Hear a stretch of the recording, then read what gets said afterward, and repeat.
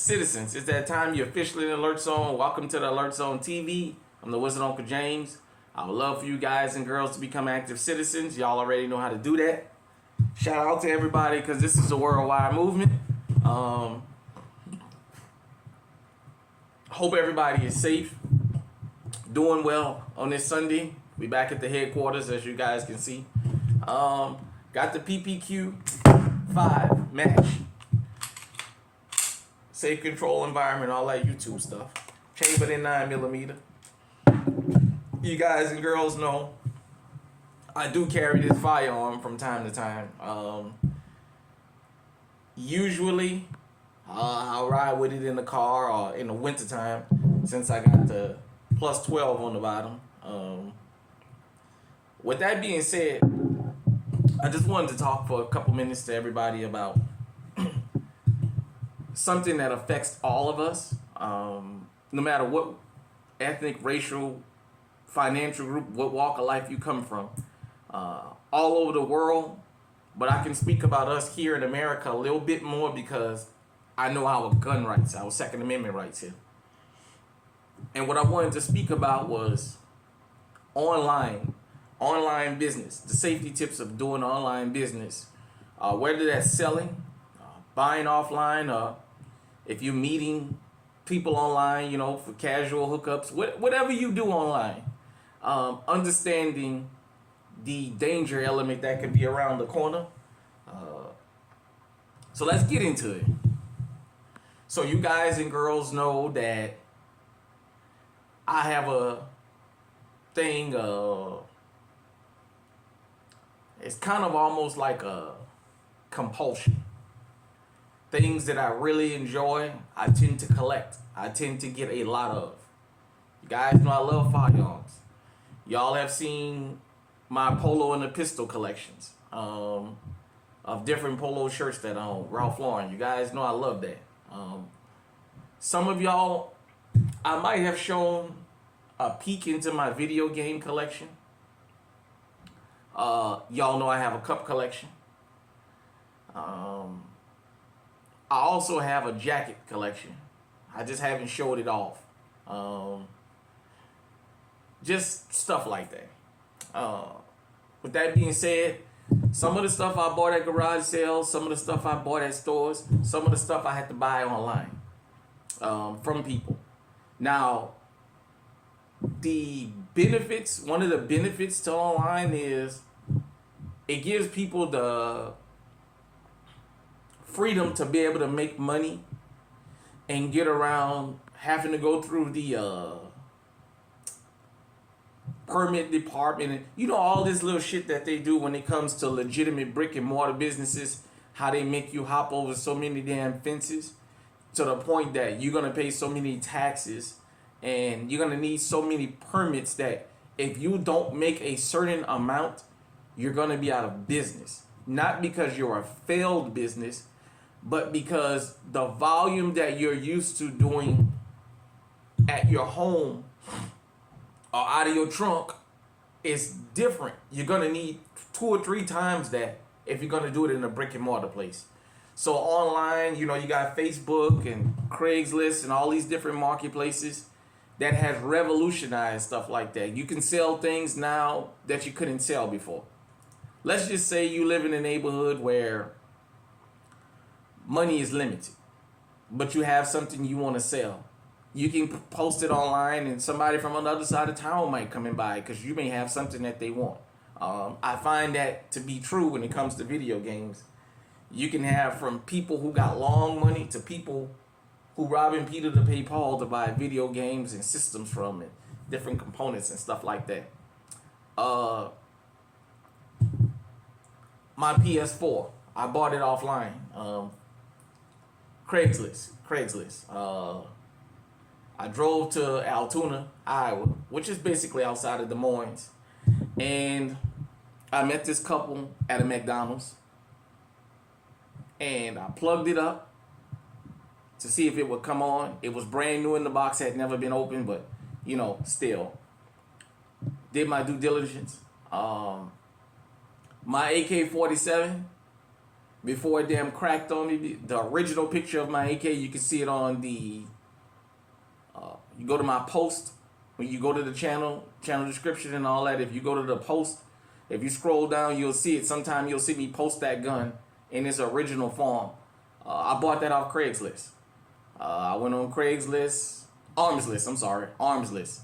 Before they made you get a membership. Now Arms List, in order to contact anybody, you got to be a member. But back when Arms List, you didn't need a membership. You didn't have to pay. I found that gun, and I was able to get it. And I've bought other stuff, video games and things online. I've always met in a public place. Now, there's one time, and this is the reason I'm doing this particular video, that I had an incident. I went to go buy a Nintendo Wii some years back. And it was supposed to be one of these like jailbroken type deals that had all these different games in there. Well, I was supposed to meet the guy at a public restaurant. He didn't show up in Ames. Then he gets in contact with me and say, well, I can't leave the house. I come to his house. It turned out to not be what I was looking for. So I wind up leaving. Now, that was dangerous for me to go to his house, but I felt comfortable because I was packing. I knew I was packing, so I didn't worry. That doesn't guarantee that nothing can happen to me. But it made me think. When you're dealing with people that you don't know, it's best to meet in public. That usually brings down the chances of something happening to you. I'll give you an example. I know those, what they call them, Frenchies, they're dogs. Let's just say dogs. If you have a rare breed or you have a popular breed of a dog that you're selling, and you post them on social media, Instagram or what have you, and you have people reaching out that they want to buy, this is my advice to you. If you're a convicted felon, you got to know somebody that has a firearm that's not a felon. Take somebody with you that's legally armed. If you're not a felon, make sure you're legally armed. For selling a dog, my best place to say is find the nearest vet. Go and talk to the vet and let them know, hey, I'm going to sell a dog. I prefer to do it here because it's a public space. Bring your firearm, and if you can, bring somebody with you. Because some of these dogs, when I seen people trying to sell them online, when they meet up with people, they show up with the intention of doing a robbery. Anything else you're going to buy online. Meet in a well-lit public place. I always say bring at least one person with you that's legally armed for security purposes. That person got to know, hey, I'm going to sell this dirt bike. I'm going to sell this. I'm going to sell that. I need you to come with me.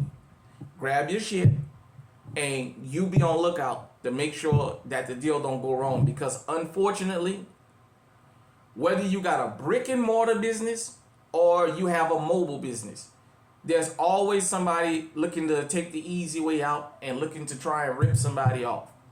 And they will shoot you. So you always want to make sure you can have some security with you and that you meet in a well-lit place. I say this. Try to do it in the daytime. A McDonald's, somewhere like that is really crowded. Most people, if they're planning on ripping you off, just won't show up. If they have to meet you in a place like that. The reason I say go into a vet with a dog is vets have a lot of dog people traffic. So you want to get into places where you can do whatever business you need to do in a public place, and it gives everybody a second thought. I know sometimes people allow people to come to their homes to buy things. Just use caution, depending on what you're selling. Because I saw a story some years back. You can YouTube this. I want to say it was in a part of Houston, somewhere down in Texas, where these two young fellas showed up to these two women. lesbian couple. They were selling, I think, Frenchies, or they were selling some popular breed of dog. And these guys came with the intention of robbing these damn women. So they came to the home. It was in a pretty nice neighborhood. The guys parked on the corner, basically where they can have a way to get out. And as they saw the dog and what have you, they was discussing the payment. And one of the guys snatched the dog, just happened to be on camera, and started fighting with the woman and punching her in the head or what have you. And he pulled the gun out. And basically what wound up happening is the women had an ARP. The guys wound up getting away, I think, with a $4,000 puppy or what have you. But the women lived to tell about it because they had something to defend themselves. And one of the women was saying, when they first got there, everything seemed to be normal. Then they can see the tide turning, like these guys was up to something. So you have to be careful about selling things from your home. I know sometimes people sell furniture at their home and things like that. Always try and be on your guard, because that's the dangers of buying online. For the men and the women out here, you see cases all the time of people, we talk about the women that lure the guys to places to be robbed, but we don't talk about the guys that lure women to places where they can kill them. You hear that all the time.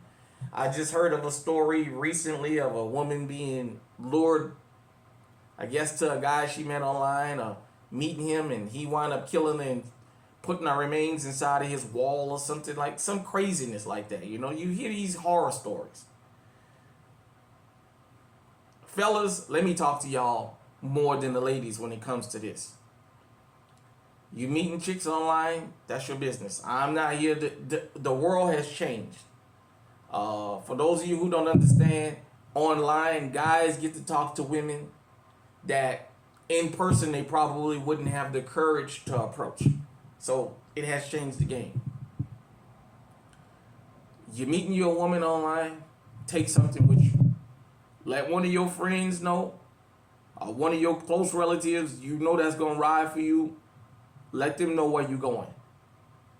Give them an idea of what area you're going to be in. So if something happens, they know where to go. The world just has changed from the old days. It used to be different with us back in the days. Nevertheless, online, it's like everything. It's pluses and it's minuses. The minuses can be the cost of your life. The pluses is you can get your hands on things that you can't find anywhere else. So I just thought I would bring that up. Like I said, especially because of my experiences, I think it's just something that needs to be talked about. You hear these stories all the time of people going to sell shoes, and it's a robbery planned. Stuff like that. You have to always, especially if you have young people, parents. Let me talk to y'all for a minute. Have a conversation with your sons and your daughters and let them know nothing in the house is for sale that you buy them. But let's just say if you're okay with them selling some shoes or what have you that they don't wear and they want to make a few dollars off of, you make them understand. And you have to teach them this young, because today's world, kids get a hold of the internet young. Teach them if they want to sell a pair of shoes that they don't wear, or a jacket or something you bought them that somebody want to buy from them, that they do it with you. When they go sell, you take them and you grab your shit. Because a lot of y'all sons, y'all daughters went out to sell something and it cost them their life. Unfortunately, in our mind, everybody thinks if you're selling something that you're going to do square business. Here's the problem. Sometimes the purchaser is not coming to do square business. Sometimes as the buyer, you think somebody is selling something to you and they're going to do square business. And you show up as the buyer and they wind up robbing you. Unfortunately, I shouldn't mention this, but I'll just bring it up. That's what ruined the dope game. The dope game used to be, if I bought you this package, you didn't have to worry about me robbing you. I didn't have to worry about you robbing me. And what I said was in that package, what we said was there was there. If I handed you money, it was there. Your word was your bond. Word is bond don't exist no more. But what I'm saying is that ruined the dope game. With this online thing, it can be a hustle and it can be very lucrative. I just don't think a lot of people understand the pitfalls of selling stuff online. Do your research. You can YouTube it. That way you don't have to sit down and read through these long articles. I'm a nerd. I sit down and I read a lot. This is why I talk to y'all about some of these things, plus my experiences with it. But you can YouTube it and you can listen to it while you cooking, cleaning, walking, exercising, shooting, whatever it is you're doing. There's probably hundreds of thousands of stories of people going to sell something or buy something from online or meet somebody from online and they wind up dead or shot or robbed or what have you. So you guys have seen it on the first 48 where somebody went to go sell something and they wind up getting robbed and losing their life. Or they went to go buy something and it happened. So understand something. When it comes to this internet, you may be going to do square business, but you may not be going to do square business with somebody that has the same intentions as you. So always meet in a public place, a well-lit place. Try and do it in a place that you know has a lot of foot traffic, not just cars passing by, but a lot of foot traffic. And if you can be legally armed, bring your shit with you.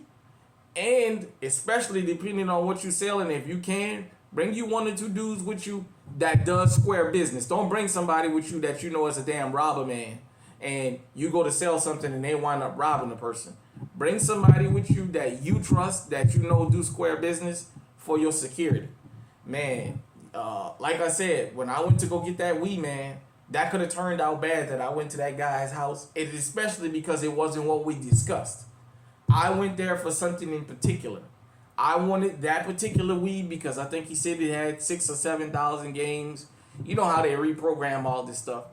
And then when I got there, he said, well, I don't have it. It's just a regular weed. I already had a regular weed. That's not why I went out there. But gladly, I was packing. I was ready. I stayed with my back to the wall so nobody walks up behind me while I was in his home. It could have went bad. And I'm just talking about this experience because, as I tell you guys and girls, I'm not ashamed. It happened to me. I want you guys and girls to understand it can happen to any of us. And if the mistakes I make can keep something from happening to you and yours, then I did my job. Hit me in the comment section. Let me know what you think. Until next time, stay safe, stay armed, stay on high alert.